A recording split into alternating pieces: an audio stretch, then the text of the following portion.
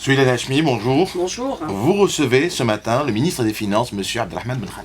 Monsieur Abdelrahman Ben Khalfa, bonjour. Bonjour à vos auditrices et vos auditeurs. Alors nous allons aborder en grande partie dans cette émission la loi de finances 2016 adoptée il y a 2 jours par le Parlement. Alors malgré les fortes critiques, la loi de finances 2016 a été adoptée. Les de revenus pour l'exercice 2015. Est-ce que vous avez tenu compte essentiellement dans l'élaboration de cette loi de finances du contexte économique que connaît le pays? Oui, merci encore une fois. Oui, c'est une loi de finances qui intervient pour un pays qui aura bientôt 40 millions d'habitants, donc il ne faut pas nous comparer avec des petits pays, et qui d'un coup a vu ses ressources tomber de plus de 45%. Alors quoi faire en face de cela? Est-ce qu'il faut rester les mains liées ou est-ce qu'il faut aller vers d'autres voies? Nous sommes allés vers d'autres voies, le gouvernement est allé vers d'autres voies.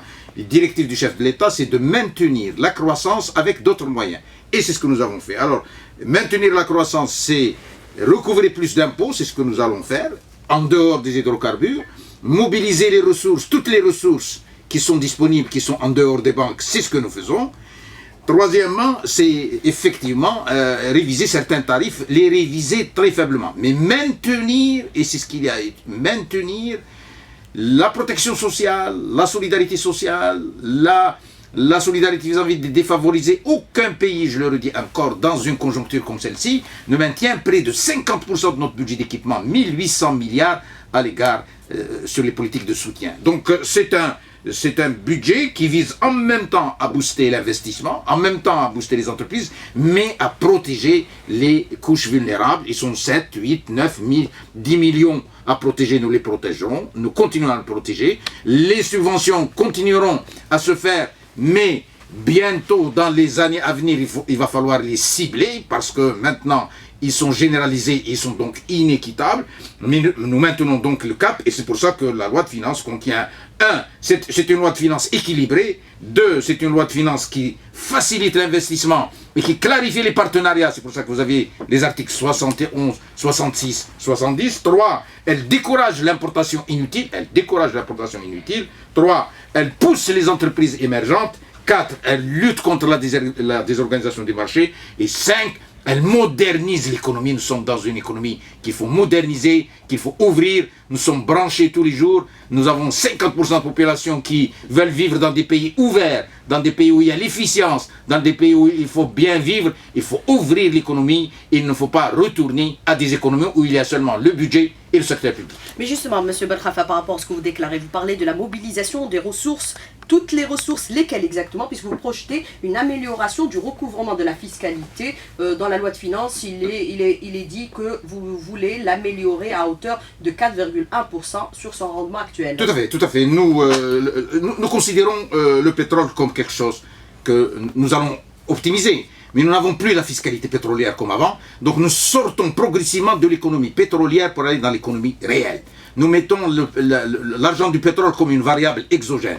Et c'est la première année, je le dis aux citoyens, où la fiscalité non pétrolière va rapporter une fois la fiscalité pétrolière. La fiscalité pétrolière va nous rapporter 1700 milliards, 1500 milliards, et la fiscalité non pétrolière va nous rapporter 3000 milliards. Il faut recouvrer. J'en appelle à mes citoyens à du patriotisme. Tous les pays se mobilisent. Et il ne faut pas qu'ils gaspillent, il faut qu'ils payent leurs amendes, il faut qu'ils payent leurs impôts. Et deuxièmement, nous allons vers les ressources qui sont en dehors des banques. Je dois dire à nos citoyens que bientôt, il sera impossible d'avoir, nous avons dès maintenant dans les pays européens, dans les pays asiatiques, des fermetures de comptes pour de l'argent dont on ne connaît pas la source, qui ne circule pas. Donc on est mieux que chez soi. Nous demandons à nos citoyens, maintenant qu'il y a la conformité fiscale volontaire, maintenant que le pays se bancarise, à ne pas laisser l'argent dans les sacs, à les mettre dans les banques. Il vaut mieux que nous utilisions l'argent des Algériens que d'aller nous endetter. Donc nous mobilisons toutes ces ressources, nous les mettons au profit de l'investissement, nous en avons assez, et c'est avec cette politique d'optimisation de nos ressources que nous pouvons aller plus loin. Grâce, encore une fois, aux décisions du chef de l'État, il y a quelques années, nous ne sommes pas endettés, nous avons encore une marge de manœuvre de 4 ans, 3 ans, mais durant cette marge de manœuvre, il faut aller vers une économie différente de l'économie dans laquelle nous sommes. Mais justement, vous déclarez, M. Ben Khalfa, que nous projetons de défendre aussi les couches vulnérables, malgré toutes les tensions financières que connaît le pays, qualifié par le chef de l'État de situation grave, qui a appelé aussi le gouvernement à dire la vérité, toute la vérité aux Algériens. Alors malgré cela, les dépenses en matière de transferts sociaux maintenus, plus encore, ils augmentent de 7,7% pour atteindre 23% du budget global de la loi de finances, c'est-à-dire du finance de l'État. Mais est-ce qu'on peut se permettre aussi, de les garder, de les maintenir, ou alors c'est ce qu'il faut faire? Dire la vérité, c'est dire que nous ne pouvons plus vivre dans le même confort et dans la même, j'allais dire, dans la même improductivité où nous étions. Nous avons une productivité faible du travail, nous avons trop de gaspillage, nous avons de la contrebande qui prend nos produits, nous avons une mobilisation très faible, nous avons un investissement très faible, c'est pour ça qu'il y a beaucoup d'articles, y compris le 66, pour ouvrir l'investissement et le partenariat. Nos entreprises publiques doivent se moderniser, notre budget doit reculer parce que nous n'avons plus, et c'est pour ça que progressivement, nous touchons les produits pour les remettre à leur valeur. Actuellement, l'électricité par exemple, est dopée à plus de 60%. Elle est soutenue à plus de 60%. C'est pour ça que nous avons touché, couche par couche, les produits les moins nécessaires, qui sont les carburants, qui sont l'électricité, le gaz. Mais encore une fois, nous protégeons. Pourquoi? Parce que, pour le gasoil, nous allons compenser les agriculteurs pour certaines spéculations. Nous allons compenser également les petits métiers de la pêche. Et pour l'électricité, nous allons protéger 9 à 10 millions de citoyens qui consomment peu, mais nous n'allons pas protéger tout le monde. Et donc, dans la sortie, nous avons une stratégie de sortie des subventions qui touche les choses les moins nécessaires pour aller à une vérité des prix. Et lorsque nous aurons une vérité des prix, nous allons faire un soutien frontal. Nous allons donner un deuxième salaire aux citoyens qui ont moins d'un seuil de niveau, et nous allons progressivement libérer les prix parce que nous sommes à un niveau de gaspillage qui n'est supportable par aucune économie. Mais est-ce qu'il ne fallait pas déjà aller vers une politique de subvention ciblée, M. Ben Khalfa, puisque vous projetez d'y aller dans 2 ans? Ce serait trop douloureux. Parce qu'il ne faut pas le faire trop progressivement. 2, il va falloir terminer. Nous sommes en train de terminer le maillage et la segmentation des populations. 3, il va falloir mettre en place un système avec lequel on ne triche pas, parce que les ciblés vont aller aux gens qui ont des revenus, mais aux gens qui n'ont pas de revenus. Il ne faut pas que les gens qui n'ont pas de revenus et qui ne sont pas dans la sécurité sociale viennent tricher. Donc nous avons également à lutter contre la tricherie. Et 4, dans tous les pays, il y a une progressivité, et tant mieux que le président de la République avait pris les décisions. Donc nous allons aller progressivement pour qu'on ne sente pas le recours à des subventions ciblées de façon frontale. Nous avons 2 ans, 3 ans durant lesquels nous allons progressivement sortir des transferts généralisés pour aller vers les transferts ciblés. Mais vous parlez d'un deuxième salaire. Qu'est-ce que vous entendez par deuxième salaire, M. Ben Khalfa? Je ne voudrais comprendre. Non, je ne voudrais pas aller dans le détail, mais la subvention ciblée, ça veut dire que le lait, le sucre, l'huile, etc., qui sont à 50% de leur prix, vont aller à un niveau plus élevé, mais que les gens qui ont moins de 40 000, moins de 50 000, moins d'un seuil à déterminer, recevront. Maintenant, nous sommes en train de recevoir tous un deuxième salaire. Parce que ce que nous mangeons, nous avons tous un deuxième salaire qui couvre la semoule, le lait. Ce deuxième salaire, au lieu d'être servi à tout le monde, ne sera pas servi à celui qui a 500 000 dinars, sera servi à celui qui a moins de 40 000 dinars. Quelque chose comme ça. À quelle échéance, M. Ben Khalfa?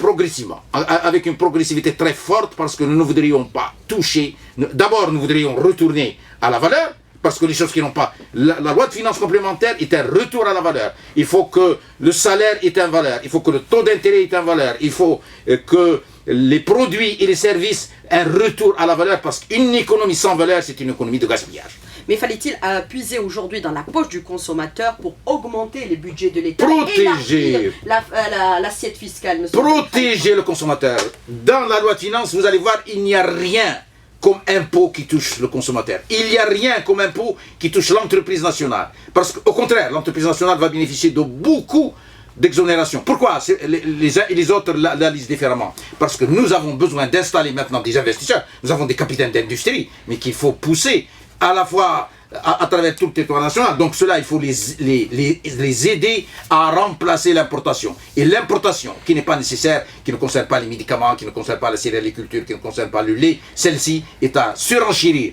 pour qu'elle ne rentre pas facilement dans notre pays. Donc au contraire, aucun impôt n'a été imposé aux consommateurs, aucun nouvel impôt aux entreprises nationales. Par contre, nous prenons des dispositions pour que les entreprises s'élargissent, toutes les entreprises, pour que les entreprises aient de nouveaux capitaux, pour que les entreprises investissent plus. Nous avons un investissement de l'État très fort et un investissement des entreprises que nous voudrions booster. Alors justement, M. Ben Khalfa, vous déclarez que nous voulons moderniser l'économie algérienne aujourd'hui. Nous voulons faire comme certains pays émergents, le Brésil, la Turquie. Vous en avez cité quelques-uns déjà. Il y a cet article 66 qui est très controversé. Est-ce que c'est une sorte de privatisation des entreprises publiques avec une ouverture du capital de ces entités, puisque l'État ne conservera à l'avenir que 34% de ses actions? Est-ce que vous pouvez nous l'expliquer? Pourquoi cette démarche du gouvernement aujourd'hui? Encore, je vous ai dit, dans la loi de finances, il y a beaucoup de mesures pour clarifier, pour pousser l'investissement économique, pousser l'investissement des entreprises et clarifier les règles de partenariat. Il faut que les règles de partenariat soient clarifiées. Nous avons les règles 51-49 qui ont été complètement, qui sont d'ailleurs élargies, puisque les sociétés d'importation ne pourront plus s'installer sinon pas 49%. Mais nous avons les autres entreprises qui sont les entreprises publiques. Les entreprises publiques doivent élargir leurs capitaux, doivent investir plus, doivent se moderniser. Au contraire, la règle 66 les protège. On protège par la loi, par la règle 66, un partenariat dans une entreprise publique à 100%. Personne ne pourra prendre 100%, le maximum qu'on pourra prendre dans une entreprise, 34%. Mais je dois le dire, nous sommes en 2015, aucun pays ne vit avec des entreprises publiques à 100%. Aucun pays ne fonctionne avec le budget à 100%. Nous ne pouvons pas retourner en arrière. Ce qui va nous faire retourner aux années 80 ne sont plus en 2015. Donc toutes nos entreprises doivent s'ouvrir, toutes nos entreprises doivent se moderniser, y compris les grandes entreprises publiques. Mais les grandes entreprises publiques, sans exclusion. Il y a deux passages. Il y a dans les entreprises publiques, vous avez 3 passages. Vous avez les règles qui sont personne au-delà de 34%. Deuxièmement, les décisions des entreprises publiques qui concernent l'ouverture du capital passent une à un organe qu'on appelle le CPE, le Conseil de participation de l'État, présidé par le Premier ministre avec la moitié du gouvernement. 3, il faut qu'il y ait des argumentaires. Et 4, nous avons des règles juridiques qui protègent l'emploi, qui protègent l'activité, qui protègent les filières. Et actuellement, pour votre information, depuis à peu près 10 ans, mais de plus en plus ces jours-ci, beaucoup d'entreprises qui étaient endormies, on parle de la SNVI, on parle des travaux, des tracteurs, on parle de la mécanique, beaucoup d'entreprises qui étaient endormies sont actuellement en train de pousser. On a maintenant des voitures qui sortent de notre pays par des entreprises publiques, des camions. Nous avons un éveil du secteur public. Il faut le pousser, il faut élargir les capitaux, il faut le moderniser. Il faut que nos entreprises publiques soient comme les grandes entreprises internationales. Il n'y a pas de raison à ce qu'un jeune qui travaille dans une entreprise publique, à ce qu'un cadre qui travaille dans les entreprises reste dans une économie publique et il ne travaille pas comme dans les entreprises internationales. Toute notre économie doit s'internationaliser et demain, les entreprises publiques, non seulement ils constituent un grand gisement, mais ils doivent exporter. Nous sommes en phase, nous sommes obligés non seulement de croître, mais de moderniser notre économie, y compris nos entreprises publiques. Et les règles dans la 66 et dans la 70 les protègent, mais leur permettent de s'ouvrir de façon sélective, sous le regard permanent et vigilant du gouvernement qui décide